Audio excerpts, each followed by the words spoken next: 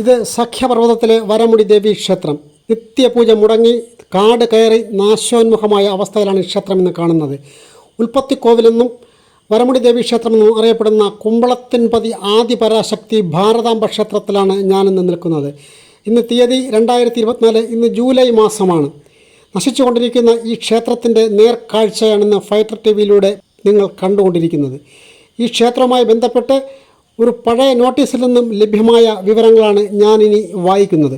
കുമ്പളത്തിൻപതി ആദിപരാശക്തി ഭാരതാംബ ക്ഷേത്ര trust, Vellarada, Thiruvananthapuram. Phone 047122429771. ഈ phone number ഇപ്പോൾ പ്രവർത്തനരഹിതമാണ്, നിലവിലില്ല. ഇത് പഴയ നോട്ടീസിലുള്ള കാര്യങ്ങളാണ് വായിക്കുന്നത്.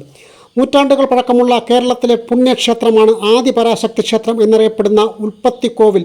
സഖ്യൻ്റെ മടിത്തട്ടിൽ പ്രകൃതി രമണീയമായ സ്ഥലത്ത് സ്ഥിതി ചെയ്യുന്ന ഈ പുരാതന ക്ഷേത്രത്തിൻ്റെ ഐതിഹ്യം കേരള ചരിത്രവുമായി ബന്ധപ്പെട്ടിരിക്കുന്നു. പഴയ കാലത്ത് നാട്ടുരാജാവായിരുന്ന മാനൂൽ രാജാവിന് പുത്ര സൗഭാഗ്യം സിദ്ധിച്ചത് ഈ ക്ഷേത്രത്തിൽ ധ്യാനമിരുന്ന ശേഷമാണ്.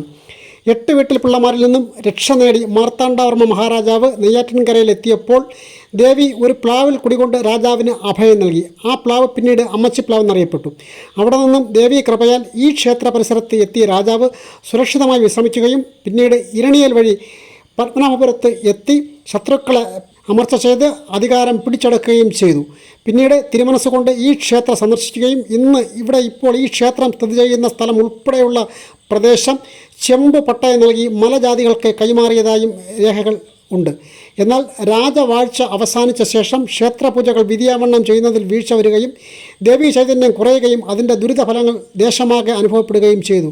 ഏതാണ്ട് 3 പതിറ്റാണ്ടുകൾക്ക് മുമ്പ് നാട്ടുകാർ ഒത്തുകൂടി ദേവപ്രശ്നം വയ്പ്പിക്കുകയും പ്രശ്നവിധി പ്രകാരം ട്രസ്റ്റ് രൂപീകരിച്ച് ക്ഷേത്ര പുനർനിർമ്മാണം നടത്തി പൂജകൾ ചെയ്തു വരികയുമാണ്.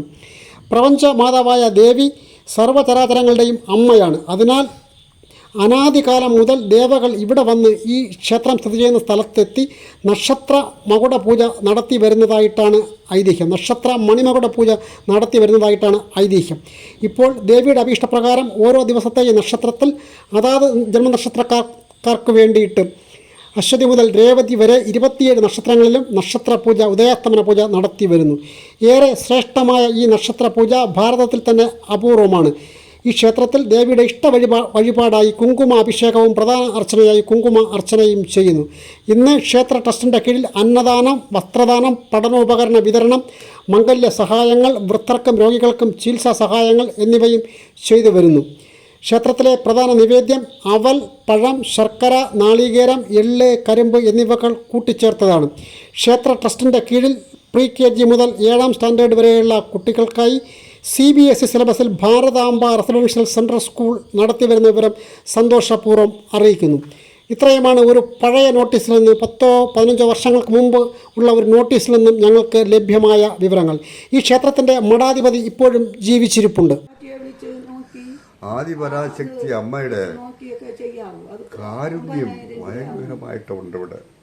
ഈ ക്ഷേത്രത്തിൻ്റെ പ്രസിഡന്റും മഠാധിപതിയുമായ സ്വാമിയെയാണ് നാം കണ്ടത്, പാലയൻ സ്വാമികൾ. ക്ഷേത്രത്തിലേക്ക് നടന്നു കയറാൻ കഴിയാത്ത അവസ്ഥയിൽ അദ്ദേഹം സ്വന്തം ഭവനത്തിൽ ഇരുന്ന് ദേവിയെ ആനന്ദ അശ്രുക്കളാൽ അഭിഷേകം ചെയ്ത് അകക്കണ്ണിൽ ധ്യാനിക്കുന്നു.